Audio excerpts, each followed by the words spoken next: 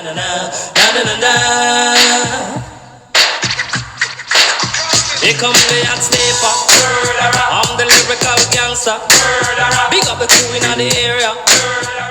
Hello, everyone, and welcome back to the Focus Golf Podcast on the All Sports Focus Network. I'm back here with my two co-hosts today, Chase and Ryan. Say what's up, fellas. What's up, everybody? How's it going? We are doing our fourth Focus Golf podcast of the season for the fourth and final major of this upcoming weekend, the Open at Royal Birkdale in Southport, England. This is the oldest of the four majors. I'm correct in saying that, right? I'm like 99% sure. Just don't want to look like a dumbass in the first 30 seconds. It is the oldest major. It's been here. I think the last time was 2017. And obviously what makes the Open just completely different than all the other three ones is just really brings in the European weather, the wind, the rain, being on the sea, the link style courses. Your guys are having to change their games, and you'll see a lot of different guys succeed on courses like this compared to courses in the United States where it is a completely different style of golf. So it's exciting to watch. It sucks that it is European. So like a lot of guys like Scotty and some guys like teeing off at like 4:45 Eastern time. Like we can't really watch AM, that. AM, not PM. Yes, AM. That's what I'm saying. Like AM. Yeah. So it's a little tough to watch. But, obviously I think it's going to be a great tournament. I'm really excited. I don't know about you guys. How you guys feeling about the Open coming up this weekend, Chase? How you feeling? Feeling really good. I mean, this course is an absolute beast. It's playing like 7,400 yards and it's a par 71. So, I mean, it's going to be a long one for these guys. I think that they'll be able to tear it up. I think we'll see some low scores, but yeah, I'm excited. Yeah, I'm kind of hoping to see a little bit more of what we were expecting the U.S. Open to be like at Shinnecock, and just we were expecting a lot of right around par, and I think the PGA and USGA kind of nerfed the U.S. Open a little bit this year, so I'm kind of hoping that they just let things ride a little bit more here with the Open. And we get back to seeing a little bit more of the leader from day one is 1 under or 2 under, and not 6 or 7 under, whatever it was at the U.S. Open. Just because I think it makes for more entertaining. You may see that though. I mean, link style, you will see guys score really well on link style. Mm-hmm. I mean, Scotty won it last year at 19 under, 18 under, something absurd. So yeah, there may be for sure, but I mean, I just think there also is the potential that you have more of a variety. I mean, look at the Genesis Scottish Open last week. Scotty missed the cut for the first time in like 5 years. Hey, stop. We'll get to that later. You're jumping ahead. Just so my point is, I think it does introduce a little more of a challenge and a little more variety than what we're used to seeing with all the United States courses and all the other majors being in the United States. It'll be fun to have a little bit of a change. I think the biggest thing I've seen over this last week is just how dry the course is. They haven't had a ton of rain. If you've seen any pictures of the course, it is like brown. Yeah. It literally looks like dirt everywhere, but it's just super dry grass. So it's extremely firm. So things are just going to skip. The fairways are going to be extremely fast. Green side is going to be extremely fast. Chipping is going to be extra important this week. And if you haven't seen videos of like pot bunkers of guys like one leg in, one leg out, like on a knee trying to hit it, there's a pretty big importance on missing bunkers this week as well. Europe is famous for these pot bunkers, so you need to avoid those at all costs. So the question I have here today is, do you guys think Royal Birkdale is the toughest test of the 4 major courses this year? We'll say 3 major courses because Augusta's obviously repeating every year. But do you guys think this is the toughest test of the 3, or do you think Aronimink or Shinnecock was more difficult? Chase? Honestly, I'm gonna have to go with Shinnecock. I think that that one-off round from Wyndham Clark was like one thing that I don't think we'll ever see again. I mean, I think he just got really lucky in terms of weather and like time where he played. I mean, looking back, none of the guys even got close to that score on a day. So I think that that's probably the hardest one, but I think this is a close second for sure.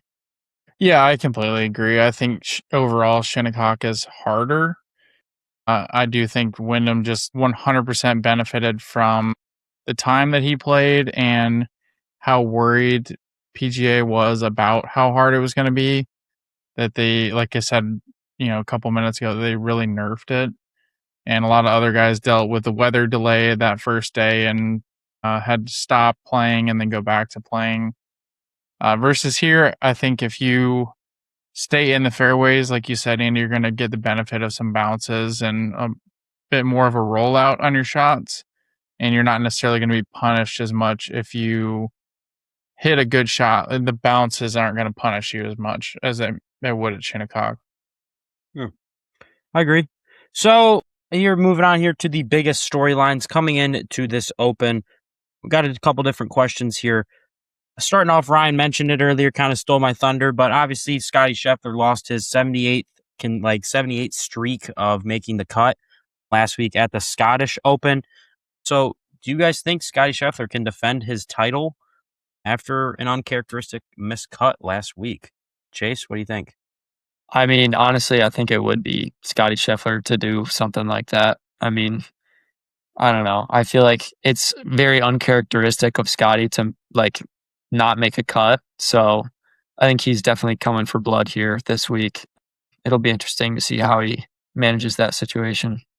Yeah, I think if you look at Scottie's career, and especially in the past 2 to 3 years, all of these other guys have kind of had one weekend that they'll just absolutely kill it and they might beat him one weekend, but then the next weekend they're tied for 50th. And so there's always just one guy that's kind of bouncing up and down, but Scottie's been consistently top 10 plus throughout. And so I think it was such a one-off for him to miss the cut that, you get the opportunity to play over in Europe, you get the opportunity to kind of knock some rust off. And honestly, it maybe helps him a little bit because now you can move your focus to the Open a couple days earlier than you would have if you were competing all the way until late Sunday for the Genesis Scottish Open. So I think you're crazy to not say that he has to be in the favorites to repeat and hold his title. I mean, he's the number one player in the world for a reason.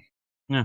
He's got 4 solo second finishes this year. I think his big problem, I look back to the Travelers, is kind of just closing it out, it seems like. Obviously, he had that one crazy round where he shot I think it was a 60?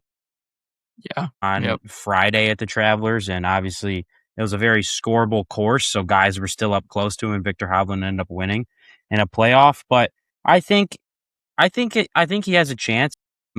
I don't know. There's just a lot of guys that it seems like. Obviously, Scottie's still playing really well. Like anybody else, you look at this season and be like, "Wow, he doesn't have any wins, but this is still an unbelievable year." Like I don't know. I think he has one win. Okay, the Sony Open or whatever at the start of the year, but I mean, he has like 8 top 25. I mean, 8 top 10s and like 15 top 25s or something absurd like that. So I mean, he's obviously playing good golf. He just hasn't been able to get in the win column again. But a guy who obviously won the Masters this year, Rory McIlroy, obviously there's been a lot of rumors of him kind of only really focusing on majors. It's kind of how his schedule has seemed. So do you guys think it is possible for him to win another Open this week, Chase? I think it's very possible. I think if his putter cooperates with his play, it's very is this course it fits his game very perfectly. League style, he can kind of spray it wherever, right? Especially with how long he hits it. So if he gets it up and in, I think he'll have a good chance of making a run for it for sure. Ryan?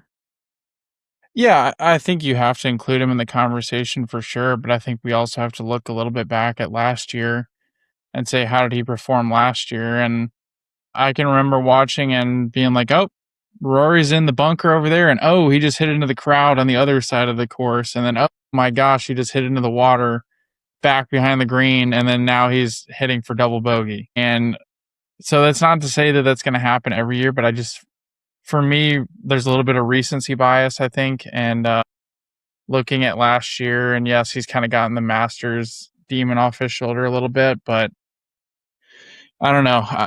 I don't see him necessarily with the same consistency level that Scottie Scheffler typically plays with on a week-to-week basis, and especially on a round-to-round basis. You kind of see him shoot up in the leaderboard one day and then fall back off, and then shoot up in the leaderboard and then fall back off. So I think it'll just depend what form of Rory we see, and we could really kind of find that out day one. whether he's got it rolling or whether he is going to be all over the place. Yeah, I agree. All right, Tommy Fleetwood playing in front of the home crowd this week. He is from Southport, England. Obviously, this course is in Southport. Tommy Fleetwood is 35. Finally got the monkey off his back last year, winning the Tour Championship. Finally getting that first win in the United States on the PGA Tour. But now he needs a major. Tommy Exactly. Fleetwood is a very loved guy on tour by a lot of people, by a lot of fans, a lot of players. Do you guys think this might be the week? I mean, obviously, links courses, he's had some, I wouldn't say major, like ton of success in the Open, but he's always kind of usually makes the cut. He's not really like in the hunt, but he's like top 20. Maybe this is the week he breaks through. Chase, what do you think? Yeah, I think that this course just like is really compatible with his type of play. I mean, he's probably one of the straightest hitters on tour. So, I mean, linking that up with this kind of course, it's really hard for him to like really get into trouble out there, I feel like. So there's a lot of confidence going in for Tommy. I think he's going to do well this week. Yeah, I think he can do well too. Like Chase said, this whole course really fits his game well. And I mean, he grew up sneaking onto this course as a kid. So if anybody is very well versed in the kind of inner workings of how to play here, I think it's Tommy. But I think he just has to kind of keep the adrenaline and a little bit of the nerves of playing in front of your home crowd down, because you can definitely kind of get yourself a little too amped up and you start over swinging and trying to play out of your shoes, and then that's when you get yourself in trouble. But I do think it's definitely probably his best opportunity, I would say, to win a Claret Jug is here in front of his home crowd on a course that he really knows. All right, and then the last one here, Ryan mentioned it before we started recording here, but Jordan Spieth, he is the technical reigning champ from the last time they played at Royal Birkdale in 2017. And by no means has Jordan Spieth been in top shape form over the past 2 to 3 years. Nobody is saying that. Obviously, still a loved player, just like I was saying about Tommy Fleetwood. I'm obviously rooting for him. I want him to get back into contention. Golf is just a better game when guys like Jordan Spieth and Justin Thomas and Tommy Fleetwood and those type of guys are up at the top battling. So do you think, Chase, there's any way Jordan Spieth competes, or you just kind of think he's too out of form to really put forth an effort this year? Man, I think you took the words right out of my mouth. I think that there's a lot of people behind his back rooting for him, like especially this weekend. So, what's up, Albert? Where's Albert? What up, Albert? But I think especially when it comes to like getting up and down and putting, he's a really like one-off when it comes to that. So it'll be interesting. I hope he plays well. Ryan? Yeah, I hope he plays well too. I mean, he's one of those guys that you always want to see him succeed. I absolutely love all of the memes that have come of his game and him playing on the moon and in construction sites and people's living rooms. And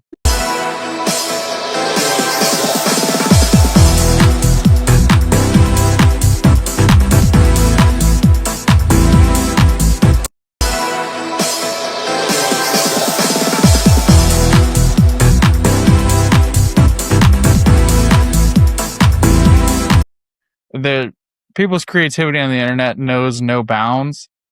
And I think it's honestly so true, but it's impressive the way that he still manages to get birdies and pars on a consistent basis. Do I think that he's still in the form to be competing here at the Open? I'm not sure. I think it would have to be just some absolute miracle that he really plays well and stays in contention all week, and then somehow stays consistent enough going into Sunday to get it done. Would I love to say that I would gladly see it? Sure, but I'm not necessarily sure that it can happen. All right, Albert, the question I asked him, obviously Jordan Spieth hasn't been in the greatest of form in the last 2 years, but he is the reigning champ from Royal Birkdale in 2017. Do you think there is a chance he makes a push this week at the same course, or do you think he's just way too out of form to really make a push to this top 10, top 15 kind of run? I don't see. He's been on a slump, yes. It's just, you never know. Sometimes with some people's game, all of a sudden they just go in a slump. Or look at, or probably, I don't know if we talked about it already, but with Scotty, he was doing on fire and then misses the cut. You know what I mean? And all of a sudden has a bad day. You know, every dog has its day, and eventually everything will come around. Why not have a day? I think he could. I could see it happen. Yeah, I agree. I think it could happen. If I've learned anything from Jordan Spieth, I'm not surprised when I watch him play golf. Like there's nothing that blows my mind when I watch him play golf. We can't not ignore the memes that are coming out with Spieth though. He could be 50 yards right under a tree inside a bush and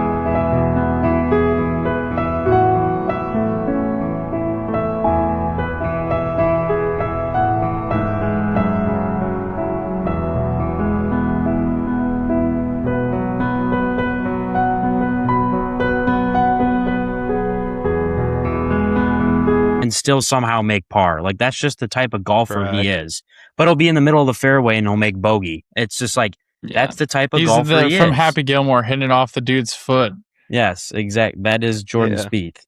So, all right, those are the kind of headlines we are talking through. And obviously, there's another big headline we have to address here now that Albert is in. The bet from the last episode did in fact hit. Yeah, I kind of wear this one on the chest because I was in Montana. I was watching the U.S. Open on my phone, and I texted in the group chat. I was like, I think Bryson's going to do it. I think he's going to make the cut because looking back at it now, the USGA was preparing for a lot of wind. No wind came. Greens were super soft. Guys started shooting low. And then that same group went out and played the Friday morning and got their ass kicked because there was a lot of wind. The greens were super firm. So Bryson didn't end up making the cut. So Albert's got a Crusher's hat on now. The first victim of the Focus Golf bet here. Albert, thanks for participating, man. And always getting yourself. I will say that's a pretty sweet hat. I will say that's a pretty sweet hat. When I was in the chat with you guys texting, I was like, and I was looking at the merchandise, I was like, this could be definitely worse. Wasn't mad about it. It was definitely not Trevor Lawrence jersey level that Andy has lost, or possibly buying football game. Tickets. Yeah, going to Daniel Jones's Colts game. Nothing would have been worse than that. Yeah. So, all right. Well, that was the last opposite of like the kind of the golf tournament headline we had to touch here. The last kind of second to last thing we're going to touch here before we head into the break, some marquee groups. I kind of just picked out 3 random groups, just kind of 3 of the groups with the biggest names in them. Obviously the biggest one that stood out to me, 2 guys we were just talking about, Scotty Scheffler, Bryson DeChambeau, and Tyrell Hatton. Obviously, Scotty won it last year. Bryson finished top 10 last year. Tyrell Hatton, I feel like, is always top 10, top 15 in these Opens. I mean, he's a European guy. He loves links-style golf. I think he'll be up there again. Another group, we got Roy McIlroy, Xander Schauffele, and Matt Fitzpatrick. Obviously, Matt Fitzpatrick is having a hell of a year. I think he has 3 wins now on the tour. Let's say he wins an Open this week. I think he is a shoe-in for like the PGA Player of the Year. And then the last group I have here is Tommy Fleetwood, John Rahm, and Jordan Spieth. A little bit different than the other 2 groups. That third group is like very either hit or miss.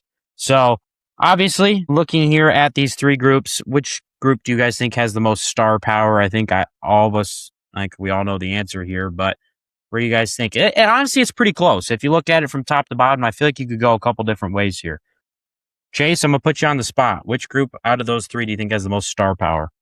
I think that group 2, in my opinion, is the best looking, in my opinion. I think Rory and Matt Fitzpatrick alone can take down group 1 and 2 by themselves. Yeah. And we can't forget, Schauffele won he won it 2 years ago. I meant to say that at the start. Sorry to cut you off. I think group 2 is a lot of really great players. That'll be fun to watch. Ryan? I think Group 1 probably has the biggest following, or at least 2 of the 3 guys in Group 1 have the biggest following in golf, all things considered. But I do think Group 2, as far as when we're talking who has been playing the best this season, who has been the biggest stars of this season, Group 2 takes it by far.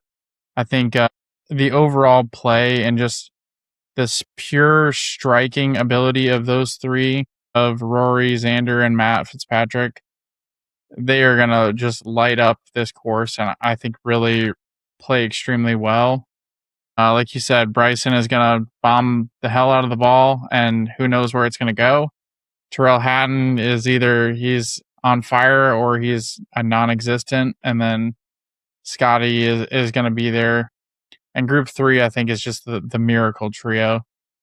They are like they are the storyline, the 30 for 30 group, not necessarily the star power group. I think they're all three either going to finish top 15 or all three are going to miss the cut. And I really don't think there's going to be any in between. That's just the way all the majors have been going for kind of most of those guys in that group. So, Albert, what do you think? Ryan literally took the words right out of my mouth. And so I definitely agree with what Ryan said. The first group has the following. Is Bryson going to miss all 4 major cuts?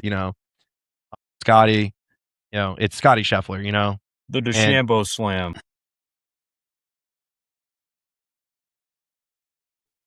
I can't defend him anymore, man. It's getting harder and harder. It's getting so hard. I wanted to say something, but I can't say it.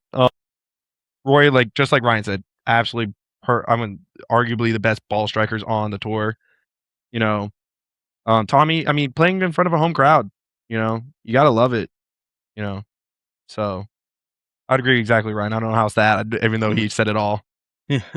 I think Bryson has become the Kyle Pitts of our fantasy golf draft. That is the great way that over.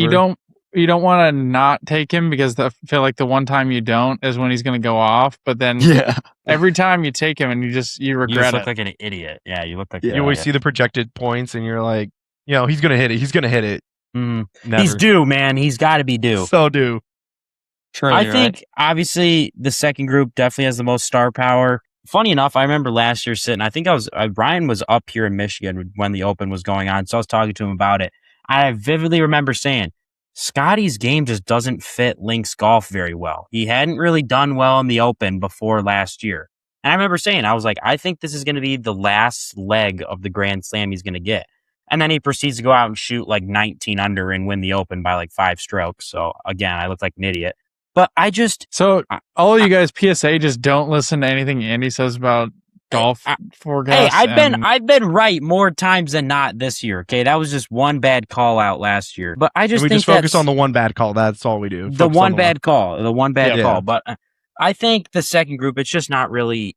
I shouldn't say it's not really close, but I mean, just let alone with Xander Schauffele and Matt Fitzpatrick, who are just 2 guys. You think of irons and being able to just kind of shot shape any type of way. Those are 2 guys. And even Rory, you throw Rory in that top 5 as well. Those are just guys you think of when that type of thing. And that's what you need for links golf to succeed a lot. So, yeah. And then lastly here, the last question with these marquee groups, which group do you think shoots the lowest score on Thursday out of those 3? So if you combine them all, let's say whatever the 3 is, -8 or -9, whatever the hell it is for the 3 of them combined.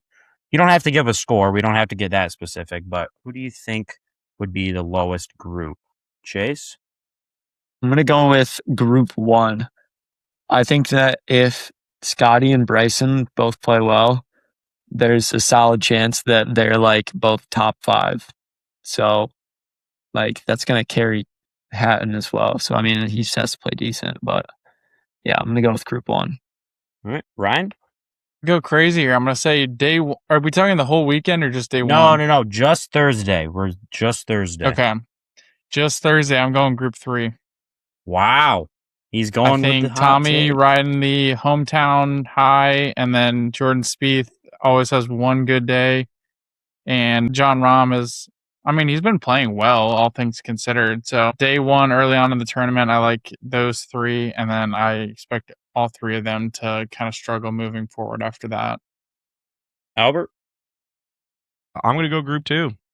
Like I said before, Ryan said it too, best ball strikers. As long as they can keep themselves in the fairway and roll the putts in, I think it's just back to the basics, keep out of those bunkers.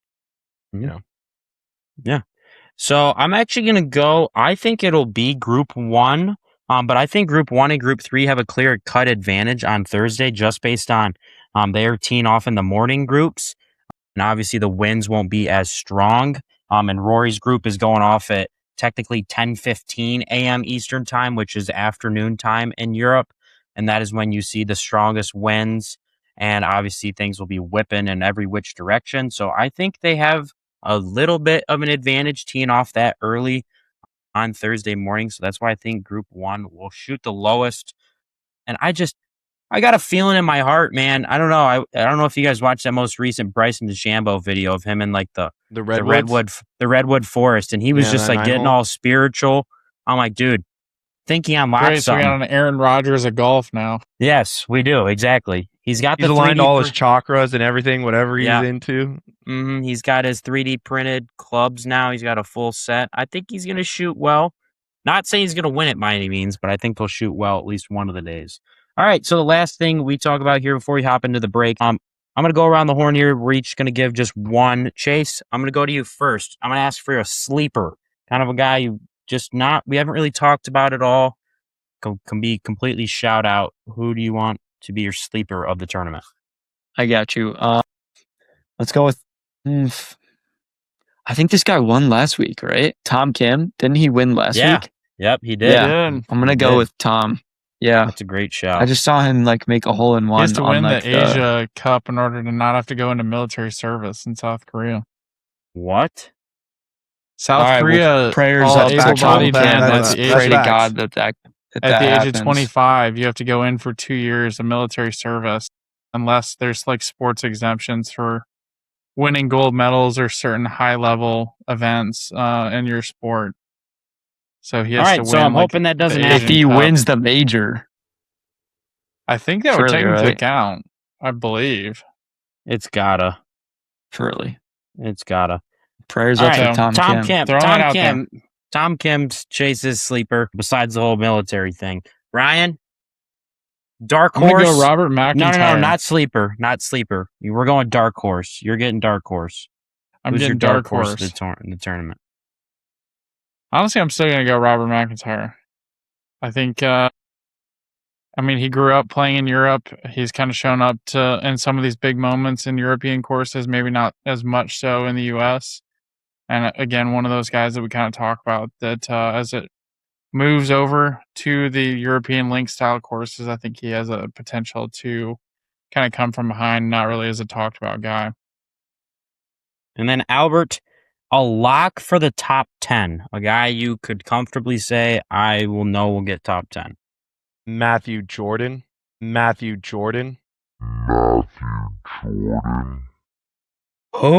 Exactly. Who?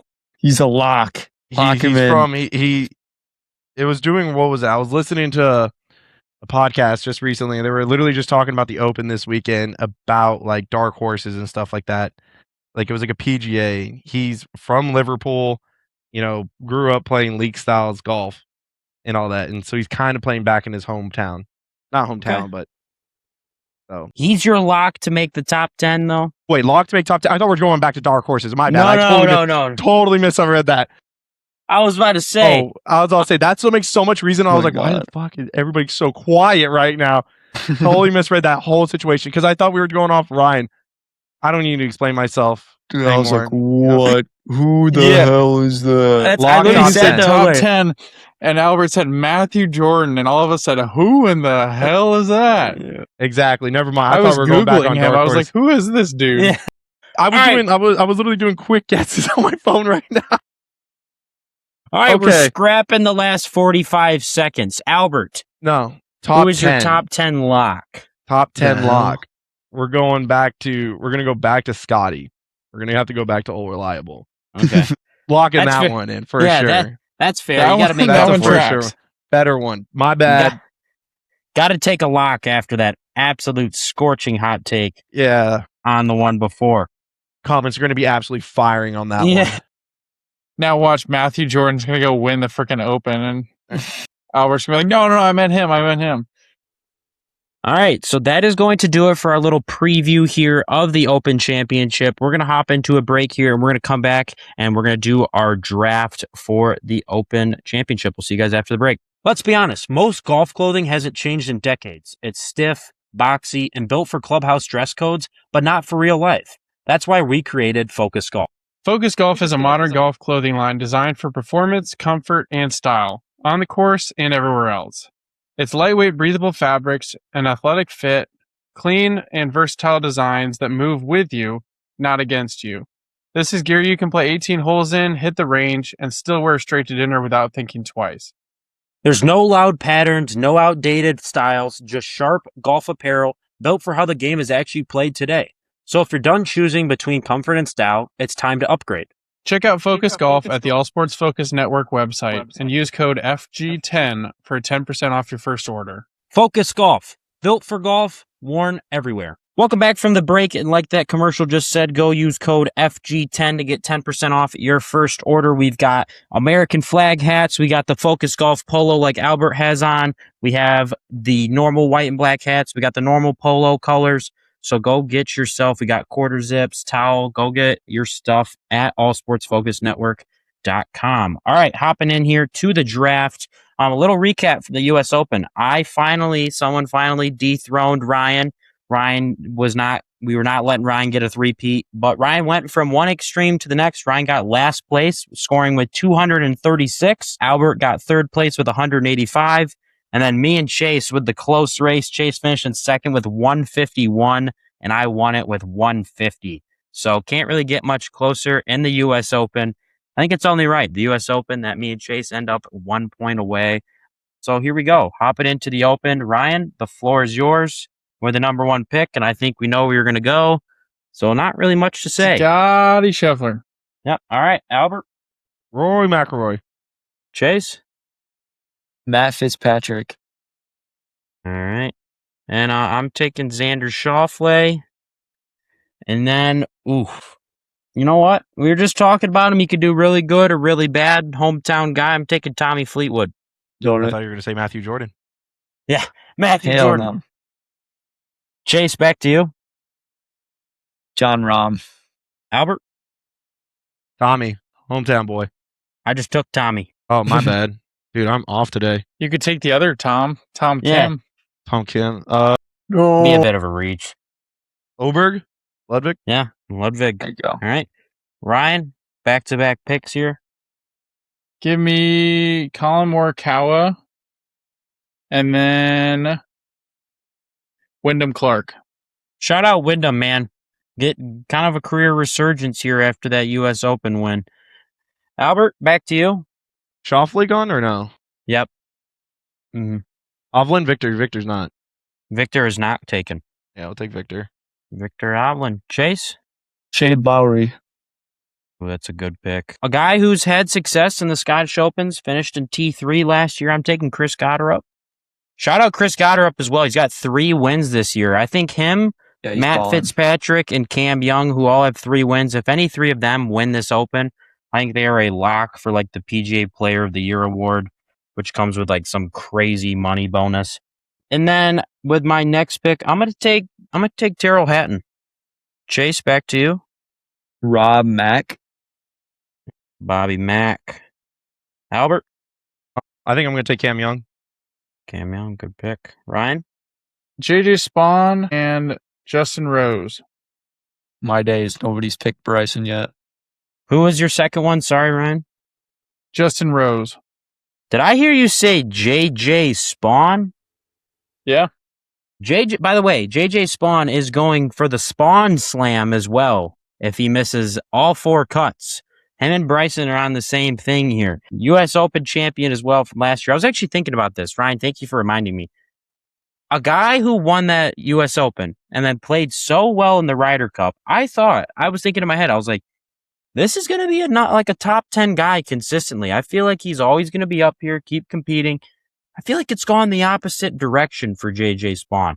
He's a great guy. I'm not wishing bad on him. I'm hoping he figures it out. But I was expecting his career to go one way and it's gone the other. So I'm hoping he can make the cut and figure some things out this weekend. So Albert, yeah, I mean, I like his control, and I ahead. think he will be able to potentially take advantage of the link style course a little bit, where you don't have to necessarily bomb it as much as you may have to on some of the longer U.S. courses. Yeah. Albert? Akshay. Thought you were going to take your boy with his hat on. Chase? Pardon me. Russell Henley. Boy, oh boy, do I do it. I was about to say, if you don't, I will. I swear to God, I will. I'm going to take Sam Burns in my first one. Man, was that The guy we didn't really talk about, absolute heartbreaker for Sam Burns at the U.S. Open. Brutal. Absolute Burns, 3 edges in the last 4 holes when he needed 1 birdie. I mean, you couldn't have made better runs at those putts than he made. Just unlucky. But I'm hoping he such can good perform. shots too. Yeah, he's such a good player. He's going to get a major here soon. Eventually, he will make his breakthrough. He's too good not to. I'm going to take Bryson with my second pick. I'm going to take a shot on him. Hopefully, he performs, makes the cut. Chase? All right, we're going to go with a wild one here. We're going to go with Ricky Fowler. Wow, Ricky the Kid. Ricky the Kid sneaks in the 6th round. Albert? Don't fail me now. Well, Shout you out took Puma. my pick. I was definitely going to take Bryson. I was like, if I'm going to ride this train, I'm going to ride it all the way. And he was going to be my last pick because I was not anticipating any of you guys taking him. Minwoo Lee's not taking, is he? He is not. I'll take him. Minwoo. He finished T2 last week, I Yeah. believe, or just solo 2, I think it was. So, obviously, playing pretty good golf. Ryan, Mr. Irrelevant, who you got? Give me old 2 gloves, Aaron Rye. Aaron Rye, Mr. PGA champion himself. He is built for this European golf. He's an Englishman as well, right? I think this is a hometown one for him, too. May not be a Southport guy, but all right, little draft recap here with the first pick. So Ryan's team here. Ryan's got Scotty Scheffler, Kyle Morikawa, Wyndham Clark, JJ Spawn, Justin Rose, and Aaron Rye. Albert has Rory McIlroy, Ludwig Oberg, Victor Hovland, Cam Young, Akshay Bhatia, and Minwoo Lee. And then Chase has Matt Fitzpatrick, John Rahm, Shane Lowry, Bobby McIntyre, Russell Henley, and Ricky Fowler. And then I have Xander Schauffele, Tommy Fleetwood, Chris Gotterup, Terrell Hatton, Sam Burns, and Bryson DeChambeau. So those are our 6-man Way to go, squads Andy. You didn't here. mess it up. Didn't mess it up this time. That is the first time of the 4 that I didn't mess it up. So, about time I figured it out. I had 4 tries. So, that is going to do it for our draft here. Hold on, I got a question. Okay, let's hear it. Would you be interested in hitting the bet with the Bryson Crushers gear? God. I took Just him with say- my 6th round. I took him with my 6th round pick. Hey, This man, is I was willing to double down, and I was going to say I'll run the bet again if I had him. If you Wow. trade me, how about this? You You should've trade me done one it. of yours for Bryson, and I'll double down I on it. mean, here we go. I mean, You gotta do it, Barlow. Chase Come on, you got to do it. Chase and Ryan, can we make a deal here? Can I give Albert Bryson and I'll then trade you my 6. I technically get Minwoo Lee, but I'd rather take Siwoo Kim. I got a feeling about Siwoo You Kim. can, yeah, you Yeah, can that's trade it out. fine. You can trade Okay. him. All right, so I'm gonna take Siwoo Kim, and then Albert's getting Bryson, and then Gotta Albert make it is He's doubling spicy. down. What are you doubling down? What are you putting down here for Bryson to make the cut? We'll do another Crushers gear outfit. Maybe Wow. a pole. Yeah, what He's else get- they got on there? He's getting a Merch site. full fit. Yeah, we'll just He's get getting a- decked out. He's loving Just it, dude. Riding He's it. he's He getting really a full loved that fit. first one. Man, firing A full- on bets all day. Let's go take a look real quick. He Let's really see what likes we this got on this. Crushers hat. Yeah, I man. was He wants pulling another up one. their merch site here. All right, so while they're doing that, that's going to do it for this week's episode. Obviously, go check out all the social pretty media cool t-shirt. pages.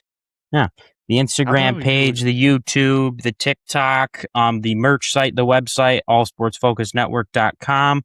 Appreciate Chase, Albert, and Ryan for getting on. Obviously, enjoy watching Also, the can I Open say, this weekend. Crushers, which is going out of business, is charging $110 for their polos. You can I get was ours literally for looking at $45. that.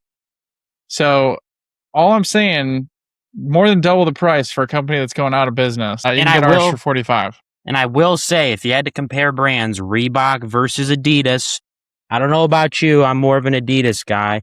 I've Adidas everything golf-wise. But, hey, And we Just do have saying. screen print versions of the logos now, too. Not just embroidered for the polos. yeah, so it'll be a little quicker shipping and everything like that. So go check out the merch site, allsportsfocusnetwork.com. Use code FG10 to get 10% off your first order. We appreciate you guys watching and listening as always.